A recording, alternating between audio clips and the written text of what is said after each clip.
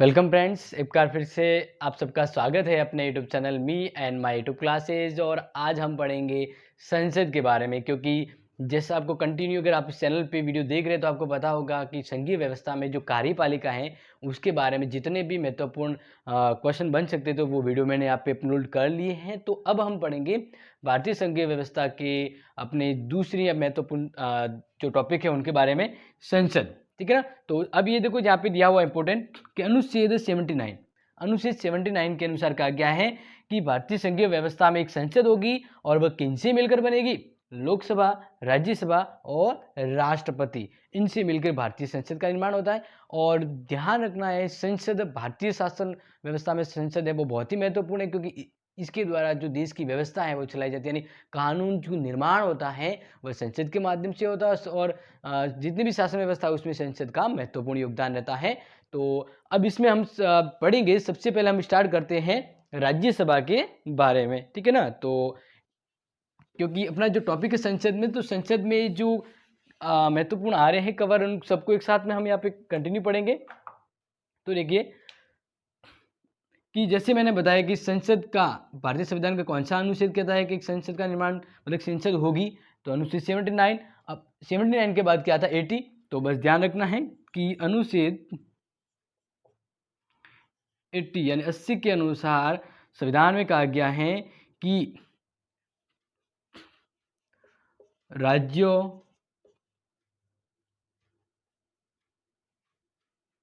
का प्रतिनिधित्व है वह किस में होगा? राज्यसभा में। किस में होगा? राज्यसभा में। ठीक है ना। तो इस तरह से राज्यसभा का वर्णन अनुच्छेद 80 में कहा गया है। यानी 80 में कहा गया है कि सभी राज्यों का प्रतिनिधित्व है वह संघीय व्यवस्था में कहाँ पर होगा? राज्यसभा में होगा। तो अनुच्छेद 80 है वो राज्यसभा, अपने राज्यसभा से संबंधित है, तो ये आप ध्यान रखेंगे। अब हम इसमें देखते हैं कि जो राज्यसभा है, ठीक है ना, तो उस राज्यसभा में कितने सदस्य होते हैं? भारतीय जो संघीय व्यवस्था की जो राज्यसभा है उसमें सदस्य संख्या कितनी हो सकती है? तो पहले हम ये देखेंगे सदस्य संख्या। ठीक है ना। तो पूर्ण रूप में आपको ध्यान रखना है कि टोटल जो सदस्य होते हैं वो होते 250। कितने होते हैं? 250 है वो भारतीय संघीय व्यवस्था का जो प्रमुख अपना जो कह सकते हैं सदन है वह है राज्यसभा। और राज्यसभा में 250 सदस्य होते हैं। लेकिन वर्तमान में जो जिस तरह से निर्वाचन होता है तो वो निर्वाचन होता है 245 का। ठीक है ना। 245 का निर्वाचन होता है। अब देखो जैसे इसका अगर हम डिवाइड करें तो आपको ध्यान रखना है कि 238 जो सदस्य हैं वह कहाँ से चुने जाते हैं? राज्यों की विधानसभा से निर्वाचित होते हैं। ठीक है। और दूसरा, अब जैसे ये 238 हो गए तो इसके अलावा जो 12 सदस्य हैं वो आप ध्यान रखना, राष्ट्रपति, ध्यान रखेंगे, भारत का राष्ट्रपति 12 सदस्यों को क्या करता है? मनोनीत करता है। क्या करता है? मनोनीत। और इसमें एक इम्पोर्टेंट चीज़ है वो ध्यान रखना कि भारत का राष्ट्रपति है वो मनोनीत करता है राज्यसभा में 12 सदस्य। कितना करता है? 12। तो वे 12 सदस्य किस आधार पे मनोनीत होते हैं, ये बहुत इंपॉर्टेंट प्रश्न बनता है। तो ध्यान रखेंगे वे जो सदस्य या तो किसी कला, साहित्य, विज्ञान या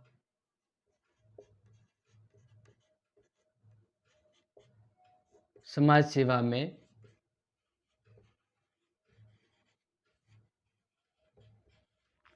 प्रमुख व्यक्ति है।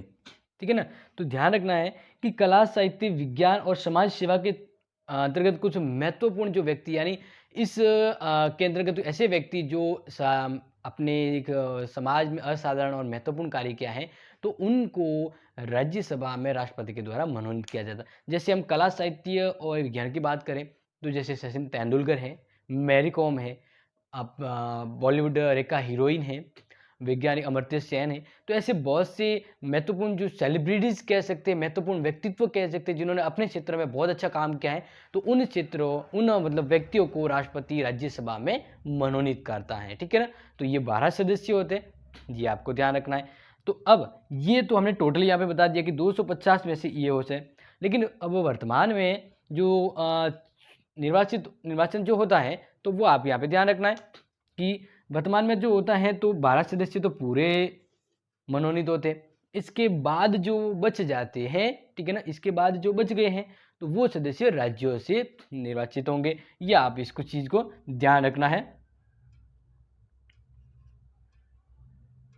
जैसे हम यहाँ पे कर लेंगे कितने सदस्य बचते हैं, तो नॉर्मली सीधा ध्यान रखेंगे कि 233 के आसपास जो सदस्य आते हैं, ठीक है ना। अब 233 में से एक चीज़ आप ध्यान रखेंगे जो मैंने अभी आपको नहीं बताया, लेकिन अभी आप ध्यान रखना कि ये जो 233 सदस्य होते हैं, ये 233 सदस्यों में से 4 सदस्य आप निकाल दीजिए बाहर। अब कितने बचेंगे? 229 बचेंगे। तो अब मैंने ये बाहर क्यों निकाला इसको? तो ध्यान रखना है कि भारत में जो केंद्र शासित प्रदेश है, दिल्ली और पांडुचेरी, वहाँ पे उनमें विधानसभा भी है। तो उन विधानसभा यानी उन राज्यों की विधानसभाओं से भी सदस्य राज्यसभा में आते हैं। तो ये बहुत इंपॉर्टेंट हो जाता है कि इसके अलावा जैसे दिल्ली से तो आते 3 सदस्य और पांडुचेरी से आता है 1 सदस्य। तो इस तरह से 4 सदस्य जो ये हो गए 4। इसके अलावा जब इस 4 निकाल देंगे तो फिर पीछे कितने बचते हैं? 229 कितने बचते हैं? ये 229 हैं वह भारत के राज्य क्षेत्रों की जो विधानसभा है उनसे निर्वाचित होते हैं। तो ये बहुत इंपॉर्टेंट हो जाता है और ये एग्जाम में प्रश्न आता रहता है कि भाई कौन सी ऐसी कौन सी ऐसी केंद्र शासित प्रदेश है जहाँ पे विधानसभा है और उनके विधानसभा से राज्यसभा में सदस्य हैं वो निर्वाचित होते हैं और राष्ट्रपति के चुनाव में भी भाग लेते हैं ये। तो ध्यान रखना दिल्ली और पांडुचेरी इनकी 1901 के बाद या ऐसी कोई व्यवस्था है तब से इनको जोड़ा गया है। तो ध्यान रखना ये 4 सदस्य हैं जो इनसे आते हैं।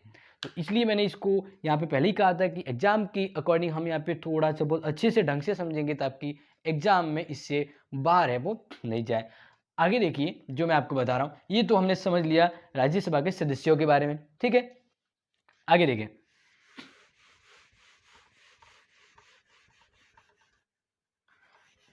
अब अगर ये पूछा जाए कि राज्यसभा को और किस नाम से भी हम जान सकते हैं, तो ध्यान रखना राज्यसभा है, दूसरा राज्यों का सदन, क्या कहते हैं इसको? राज्यों का सदन है, ठीक है। इसके अलावा इसको और हम यहाँ पे ध्यान रखेंगे, इसको द्वितीय सदन के तौर पे जाना जाता है। संसद का द्वितीय सदन कौन है? राज्यसभा। इसके अलावा एक और, अब संसद का जो उच्च सदन कहा जाए, क्या? उच्च सदन है वो राज्यसभा को कहा जाता है। किसको कहा जाएगा? राज्यसभा को। दूसरा एक और इसका अन्य नाम है वो है कि संसद का स्थायी सदन किसे कहा जाता है? तो राज्यसभा को ही संसद का स्थायी सदन कहा जाता है। इसके पीछे सबके एक बार देख लो, राज्यों का सदन क्यों कहते हैं? क्योंकि राज्य की विधानसभाओं के प्रतिनिधि हैं, उनको इस राज्यसभा में प्रतिनिधित्व मिलता है, तो ये राज्यों का प्रतिनिधित्व करने वाली संस्था हो गई। द्वितीय सदन, क्योंकि लोकसभा है वो प्रथम सदन है, वो लोकप्रिय सदन है जो डायरेक्टली लोगों के अकॉर्डिंग चुनाव होके आते हैं, तो वो प्रथम सदन है। इस अकॉर्डिंग राज्यसभा हो गई सेकेंडरी लेवल, यानी क्या जो लेवल नहीं कहेंगे हम, सदन कहेंगे द्वितीय सदन। उच्च सदन, क्योंकि ऐसे अनुभव में और एक्सपीरियंस में देखें, ठीक है, तो उच्च सदन है वो राज्यसभा को माना गया है, निम्न सदन लोकसभा को। और स्थायी सदन इसलिए कहते हैं क्योंकि लोकसभा तो भंग हो सकती है लेकिन राज्यसभा कभी भी भंग नहीं होती, स्थायी रहती है, परमानेंट है हमेशा। इसलिए ये आपको ध्यान रखना है, ये हम इसको जान सकते हैं कि राज्यसभा के और हम किस नाम से इनको समझ जान सकते हैं, ठीक है। अब नेक्स्ट आगे देखें तो ध्यान रखना है कि राज्यसभा का ये बहुत एक कंफ्यूजन वाला भी प्रश्न होता है कि राज्यसभा का कार्यकाल कितना होता है? तो बहुत जने कहेंगे 4, 5, 6 साल। नहीं, राज्यसभा का कोई कार्यकाल नहीं होता है। क्यों? तो ध्यान रखना है क्योंकि जैसे मैंने यहाँ पे बताया ना, राज्यसभा एक स्थायी सदन है, तो इट मीन्स क्या होगा? तो आपको समझना है कि राज्यसभा स्थायी है, लेकिन उनके जो सदस्य होते हैं उनका कार्यकाल होता है 6 वर्ष। यानी राज्यसभा के जो सदस्य हैं वह निर्वाचित होते हैं कितने समय के लिए? 6 वर्ष के लिए। तो फिर ये कैसे रहता है? तो फिर ये सबका कार्यकाल खत्म हो जाएगा तो राज्यसभा भंग होनी चाहिए। तो नॉर्मली हम देखें, ठीक है ना, कि एक बोतल ले लेते हैं, पानी की बोतल। अब पानी की बोतल में से नीचे छेद कर दो और पानी निकलेगा, ऊपर से नल उस नल पे लगा दो बोतल को, तो पानी आता रहेगा, जाता रहेगा। तो कभी खाली होगी बोतल? नहीं होगी, जब ऐसे कंडीशन हमेशा रहे। मतलब कुछ सदस्य हैं जो समय पूरा होगा तो वो बाहर निकल जाएँगे, यानी सेवानिवृत्त हो जाएँगे और नए सदस्य आएँगे। इस तरह से वो जो जैसे पानी का सर्कुलेशन होता है, वैसे ही राज्यसभा का सर्कुलेशन सदस्यों का बना रहेगा कि जैसे 6 वर्ष पूरे हो रहे, वो निकलते जाएँगे थोड़े-थोड़े करके और नए सदस्य आते जाते। इसका मतलब कैसे? तो देखिए, सदस्यों का कार्यकाल, ठीक है ना? इस चीज़ को ध्यान रखेंगे। तो सदस्यों का कार्यकाल आप ध्यान रखना 6 वर्ष का होता है। कितने वर्ष का होता है? 6 वर्ष का होता है। और फिर आप ध्यान रखेंगे कि प्रति 2 वर्ष के उपरांत क्या होता है? 1 तिहाई सदस्य सेवानिवृत्त होते हैं। क्या होते हैं? सेवानिवृत्त होते हैं। तो इस तरह से क्या होते हैं कि प्रति 2 वर्ष यानी हर 2 वर्ष में संसद के जितने अपने राज्यसभा के जितने सदस्य हैं, उसका 1 तिहाई है वो रिटायरमेंट हो जाते हैं, उसके बदले नए हैं वो अकॉर्डिंग टू सर्कुलेशन के तौर पे चुन के आते हैं। तो इस तरह की ये व्यवस्था है, आपको ध्यान रखना है कि राज्यसभा के सदस्यों का कार्यकाल 6 वर्ष होता है, लेकिन इसमें जो उनका जो किस तरह के समय है, वो किस तरह से वो रहते हैं और कौन से नए सदस्य किस तरह से आते हैं, प्रक्रिया क्या रहती है। तो प्रति 2 वर्ष राज्यसभा के 1 तिहाई सदस्य सेवानिवृत्त होते हैं और अकॉर्डिंग टू जो खाली सीटें होती है उस पर दूसरे आ जाते हैं, ठीक है ना, जो निर्वाचित होते हैं। तो ये तो आपने समझ लिया इसका कार्यकाल। नेक्स्ट यहाँ पे देखिए, हम यहाँ पे बात करें तो राज्यसभा में प्रमुख पदाधिकारी कौन होते हैं, ठीक है ना। प्रमुख पदाधिकारी, अगर आपको ये इंपॉर्टेंट लग रहा है तो सीधा सा स्क्रीनशॉट ले लीजिए और बैठे हैं पूरी तरह से तैयार होने के, कंटेस्ट हो गए तो कॉपी पेन चाहत हो गए तो उसको भी नोट डाउन कर सकते हैं आप। तो आगे देखिए, जैसे मैं आपको ये बता ही रहा था कि राज्यसभा में प्रमुख पदाधिकारी हम किसको माने, कौन होते हैं जो प्रमुख पदाधिकारी होते हैं। तो ध्यान रखेंगे पदाधिकारी, ठीक है ना, कहाँ के पदाधिकारी हम बात कर रहे हैं?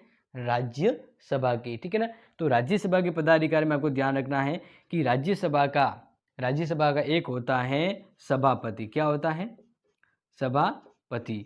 और वो सभापति होता है, तो ध्यान रखना राज्यसभा का सभापति राज्यसभा के सदस्यों में से निर्वाचित नहीं होता है।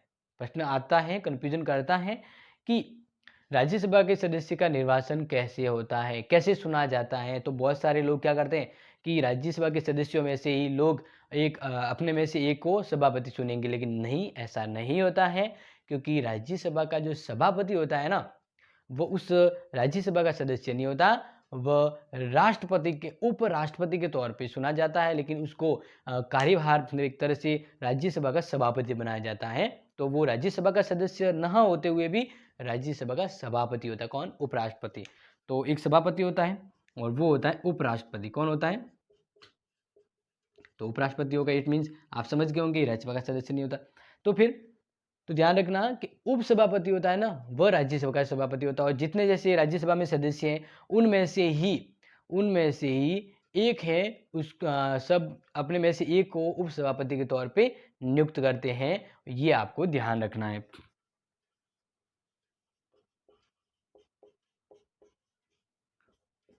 उप सभापति, ठीक है ना। तो ये चीज़ें इंपॉर्टेंट हैं। और जब भी त्याग पत्र देने की बात आती है तो सभापति उपसभापति को त्याग पत्र देता है और उपसभापति सभापति को त्याग पत्र देता है, ठीक है ना। और ये चीज़ें आपको यहाँ पे ध्यान रखनी है। और अब इनका इम्पोर्टेंट काम क्या है? तो काम वही होता है कि इनकी जो व्यवस्था है उसका संचालन करने के लिए काम आते हैं। जब सभापति अगर उपस्थित नहीं है तो उपसभापति इसके तौर पर काम करता है। तो इस तरह से ये दोनों के तालमेल से राज्यसभा का जो क्रम है, जो कार्य, जो जिस तरह से कार्यप्रणाली चलती है, उसमें इनका योगदान रहता है। लोकसभा और राज्यसभा के जो प्रमुख जो कहे, यहाँ पे जो सभापति है वहाँ पे अध्यक्ष होता है। तो इनमें सब कुछ कॉमन होता है। लगभग फर्क क्या होता है कि यानी इससे उस लोकसभा के सदस्यों को ज़्यादा पावर होता है। किसमें? यानी कौन सा विधेयक धन विधेयक होगा इसके बारे में भी डिसीजन है वह लोकसभा अध्यक्ष लेता है, इनके पास पावर नहीं होता सभापति के पास। और ये दूसरा एक और कि भाई जो दोनों सदनों की साधारण विधेयक पर मतभेद हो जाए तो बैठक हो तो उसकी अध्यक्षता करने का जो पावर होता है वो लोकसभा स्पीकर को होता है, जबकि न कि राज्यसभा को। अब ये पूछा जाता है कि राज्यसभा के पीठासीन अधिकारी हम किसको कहें, यानी राज्यसभा में पीठासीन अधिकारी कौन होता है। तो ध्यान रखना जो प्रमुख पदाधिकारी होता है, यानी आप ही बात करें राज्यसभा का जो सभापति होता है वो राज्यसभा का पीठासीन अधिकारी होता है, तो लोकसभा में लोकसभा अध्यक्ष होता है। अब ये प्रश्न आ गया कि राज्यसभा का वर्तमान में सभापति कौन है, मतलब उपराष्ट्रपति कौन है, क्योंकि वही यहाँ पे है सभापति। तो वेंकैया नायडू क्या है, वेंकैया नायडू वो है वर्तमान में भारतीय राज्यसभा के सभापति और उपराष्ट्रपति भी है। ये चीजें आपको ध्यान रखना है। नेक्स्ट हम आ जाते हैं इसमें, आगे देखिए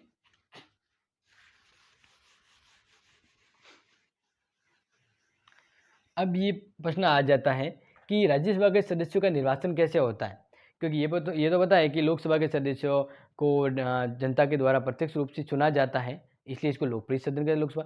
लेकिन राज्यसभा का सदस्यों का चुनाव में हम वोट नहीं देते। देखा है कभी कि राज्यसभा के चुनाव में हम चलो वोट देने जा रहे हैं, ऐसा नहीं है। तो कैसे होता है चुनाव, तो ध्यान रखना राज्यसभा के सदस्यों का जो चुनाव होता है वह राष्ट्रपति की प्रणाली की तरह ही है, यानी चुनाव निर्वाचन के बारे में बात करें, निर्वाचन, ठीक है ना। तो निर्वाचन में ध्यान रखना अप्रत्यक्ष रूप से निर्वाचन कैसे होता है, अप्रत्यक्ष रूप से होता है, लेकिन प्रणाली कौन सी होती है, तो ध्यान रखना आनुपातिक प्रणाली, आनुपातिक प्रतिनिधित्व की प्रणाली, ठीक है ना। इस प्रणाली के द्वारा इनके प्रतिनिधि का चुनाव होता है। तो अब ये कहाँ से चुने जाते हैं, तो ध्यान रखना प्रत्येक राज्यों की जहाँ पे विधानसभा है, ठीक है ना, तो प्रत्येक राज्यों की विधानसभा से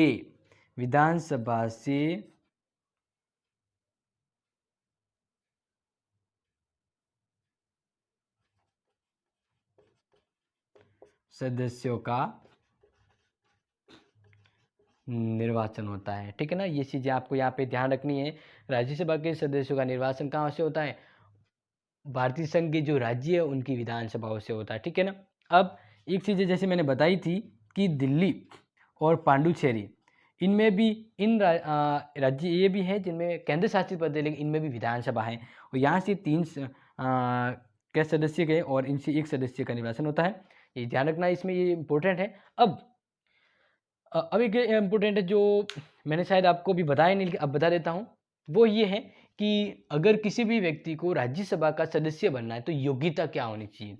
जैसे आप निर्वाचन तो आप समझ गए हैं कौन सी विधि से होता है, अब राज्यसभा के सदस्य बनना है तो इसकी योग्यता क्या होगी, ठीक है ना। उसकी योग्यता क्या होगी ये इंपॉर्टेंट है, इस चीज को आप ध्यान रखेंगे। सॉरी, योग्यता, राज्यसभा के सदस्य बनना है तो इसकी योग्यता क्या होगी।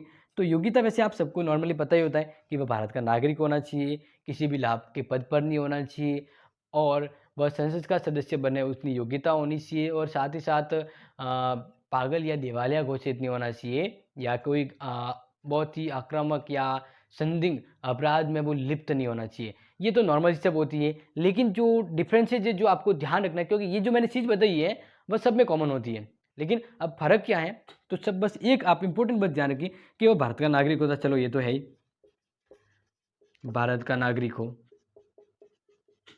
किसी भी लाभ के पद पर न हो, लाभ पद पर धारण न हो, ठीक है। और इसके अलावा अगर वो राज्यसभा का सदस्य है तो लोकसभा का नहीं बन सकता, लोकसभा का तो राज्यसभा नहीं, एक समय में एक ही व्यवस्था का सदस्य बन सकता और मतलब एक ही सदन का सदस्य बन सकता। और ध्यान रखना है कि वह किसी भी ऐसी कंपनी का मालिक नहीं हो सकता जहां पर गवर्नमेंट के हिस्सेदारी 25% से ज़्यादा हो, यानी 25% से कम है तब तो हो कोई बात नहीं, अगर 25% से ज़्यादा ऐसी कोई कंपनी है जिसका कोई व्यक्ति और वो लोकसभा या राज्यसभा का सदस्य बनता है तो अलाउ नहीं किया जाता है। ये ध्यान रखना। सबसे इम्पोर्टेंट क्या है कि कोई व्यक्ति अगर राज्यसभा का सदस्य बनना चाहता है तो उसकी उम्र कम से कम 30 वर्ष होनी चाहिए। कितनी होनी चाहिए? 30, कम से कम 30 वर्ष होनी है, उससे ज़्यादा हो सकती है। तो ये एक बाउंड्रीज आ जाती है, ठीक है ना, क्योंकि लोकसभा के लिए 25 है, राज्यसभा के 30 है और राष्ट्रपति के लिए 35 वर्ष आयु है। बाकी सब कॉमन सी होती है जो आपने कंटिन्यू पढ़ा होगा, लेकिन बस ये एक आपको ध्यान रखना है, राज्यसभा का अगर कोई सदस्य बने तो उसकी एज है वो कम से कम 30 हो जानी चाहिए, 30 की उम्र के पार हो जाना चाहिए या 30 हो जाना चाहिए, ठीक है ना। ये चीज़ें आपको यहाँ पे ध्यान रखनी है। ये तो हमने समझ ली इनकी योग्यताओं के बारे में, ठीक है ना। अब नेक्स्ट आप इस चीज़ में ध्यान रखना है, अगर किसी सदन की अयोग्यता के बारे में कोई प्रश्न है तो उसके बारे में राष्ट्रपति निर्णय लेता है निर्वाचन आयोग के परामर्श के बाद, ठीक है ना। ये चीज़ आपको ध्यान रखनी है। नेक्स्ट यहाँ पे देखें कि राज्यसभा के बारे में जैसे हम पढ़ रहे हैं, तो राज्यसभा के बारे में लगभग तो आपको ये पता लग गया है कि क्या क्या विशेष प्रावधान या जो विशेषता होती है, ठीक है ना। अब नेक्स्ट यहाँ पे देखें कि राज्यसभा के पास लोकसभा से क्या विशेष पावर है। ये एक इम्पोर्टेंट चीज़ है। राज्यसभा के पास लोकसभा से, यानी लोकसभा के पास भी वो पावर नहीं जो राज्यसभा के पास है। ऐसा क्या है जो हम यहाँ पे, क्योंकि लगभग संसद में दोनों को कॉमन पावर होता है, फिर भी लोकसभा से अलग एक डिफरेंस जो हो सकती है वो राज्यसभा के पास है, तो वो कौन सी है। तो मैं आपको सीधा पहले 2 अनुच्छेद ही बता देता हूँ, आप ध्यान रखिए। अनुच्छेद 249 और एक होता है अनुच्छेद 312 यानी अनुच्छेद 249 और 312। तो ध्यान रखना ये एक बहुत ही इंपॉर्टेंट है। जैसे आपको पता है कि संविधान में 7वीं अनुसूची में शक्तियों का विभाजन किया गया है, तो एक है राज्य सूची। कौन सी है? राज्य सूची, जिस पर कानून कौन बनाता है, उस सूची पर राज्यसभा, मतलब हर राज्य है वह उस अकॉर्डिंग अपने कानून बनाती है। राज्य सूची पर जो विषय है उस पर कानून बनाने का पावर होता है वो हर राज्य को होता है, संसद को नहीं होता है। लेकिन अगर कभी संसद को लगे कि राज्य सूची में ऐसा कोई विषय जो जिस पर कानून बनाना राष्ट्र हित में जरूरी है और राष्ट्रीय महत्व का कोई प्रश्न हो जाए, तब राज्यसभा अनुच्छेद 249 के तहत एक प्रस्ताव विधेयक तैयार करेगी और वह प्रस्ताव पारित करने के बाद राज्यसभा है वह अनुच्छेद 249 के तहत राज्य सूची के अंतर्गत आने वाले विषय पर भी कानून बना सकती है। ये इंपॉर्टेंट आप समझना, राज्यसभा के पास एक स्पेशली पावर होता है कि वह राज्य सूची के अंतर्गत आने वाली जो विषय है उस पर भी कानून बनाने की शक्ति संसद को प्राप्त हो जाती है किसके द्वारा? अनुच्छेद 249 के तहत राज्यसभा ऐसा कर सकती है। दूसरा जो इम्पोर्टेंट पावर होता है राज्यसभा के पास लोकसभा से अलावा, वो है अनुच्छेद 312। इसके तहत क्या होता है कि अखिल भारतीय स्तर की कोई सेवाएं, अखिल भारतीय स्तर की सेवा का गठन, जैसे आपको पता है आईएएस, आईपीएस वगैरह जो मतलब सेंट्रल गवर्नमेंट की जो ये होती है प्रमुख पद, प्रशासनिक पद जो होते हैं, ऐसे ही कोई नए पद का गठन करना हो राज्यों और पूरी प्रशासनिक भारतीय शासन व्यवस्था पर, तो ऐसे नए पदों के गठन के लिए यानी अखिल भारतीय स्तर की सेवा गठन के लिए किसी पद का सृजन करना हो तो इसके लिए भी राज्यसभा के पास पावर होता है। अनुच्छेद 312 के तहत वह ऐसे सेवा या ऐसा प्रस्ताव है वो बना सकती है। तो ये एक स्पेशली लोकसभा के पास भी पावर नहीं है जो राज्यसभा के पास है, तो ये एक राज्यसभा को अलग बनाते हैं लोकसभा से, ठीक है ना। तो ये चीज़ें आपको ध्यान रखनी है। और इससे संबंधित अब तक जो पढ़ा है इससे संबंधित अगर आपको कोई डाउट है कि सर इससे ऐसा कुछ क्या है कन्फ्यूजन, या आपको ऐसा कुछ दिमाग में आ गया कि सर ये ऐसा कन्फ्यूजन है, तो आप ज़रूर कमेंट बॉक्स में शेयर करें। अगर आपको कोई चीज़ समझ में नहीं आई या कोई डाउट है पूछना चाहते हैं तो कमेंट बॉक्स में कमेंट कर सकते हैं, मैं उसका तुरंत ही आपको रिप्लाई दे दूंगा जैसे ही मुझे मिल जाता है, ठीक है ना। तो अब जहाँ तक तो आपको क्लियर हो गया होगा। और अब इसमें जो इम्पोर्टेंट चीज़ें हैं वो मैंने यहाँ पे डिस्कस कर ली। इसके अलावा मेरे अकॉर्डिंग अब यहाँ पे कोई नहीं बचता है। नेक्स्ट जो वीडियो होगा वो होगा अपने लोकसभा के बारे में, और लोकसभा के बारे में हम अच्छे से समझ लेंगे और फिर इसके बाद में कंपैरिजन देखेंगे दोनों में। कंपैरिजन देखने के बाद फिर एंड अपना जो तीसरा पार्ट होगा उसमें हम देखेंगे कि संसद के पास क्या शक्ति है, ठीक है ना। और फिर एक इम्पोर्टेंट वीडियो होगा जिसमें हम डिस्कस करेंगे कि विधेयक कितने प्रकार के होते हैं, ठीक है ना। तो अब वो आप ध्यान रखना है। लेकिन एक थोड़ा सा जो यहाँ पे रह गया वो बता देता हूँ कि एक जो वित्त विधेयक होता है, सॉरी जो धन विधेयक है हम, ठीक है ना।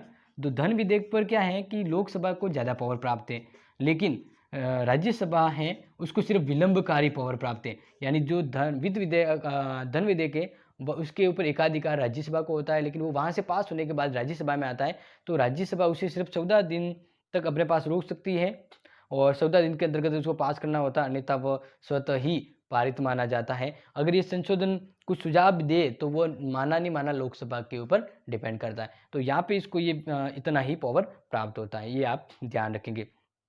अब दोनों में कोई कन्फ्यूजन होता है तो इसके लिए अनुच्छेद अपने जो बात करी गई है कि जो दोनों की संयुक्त बैठक का प्रावधान है वह राष्ट्रपति के द्वारा बुलाई जाती है बैठक। तो ये तो अपना बाद का टॉपिक है, जब अब संसद के बारे में एक तरह से मिक्स अध्ययन करेंगे तब बताएंगे। अब अगर आपको इससे संबंधित कोई भी डाउट है तो आप ज़रूर कमेंट बॉक्स में शेयर करें, और अगर ये वीडियो अच्छा लगा है और आप लगता है कि ये मुझे इंपॉर्टेंट लग रहा है तो आप इस चैनल को सब्सक्राइब कर लें, क्योंकि न्यू वीडियो है वो आपको जल्दी नोटिफिकेशन के रूप में मिल जाएगा। और बाकी अदर जो इस कंपटीशन की तैयारी कर रहे हैं, एडिट वगैरह, या जो भी अपने इस लेवल की तैयारी कर रहे हैं जीके पॉलिटिकल, तो आप इसको आगे से आगे शेयर करें, ठीक है ना। Thank you and have a nice day, take care.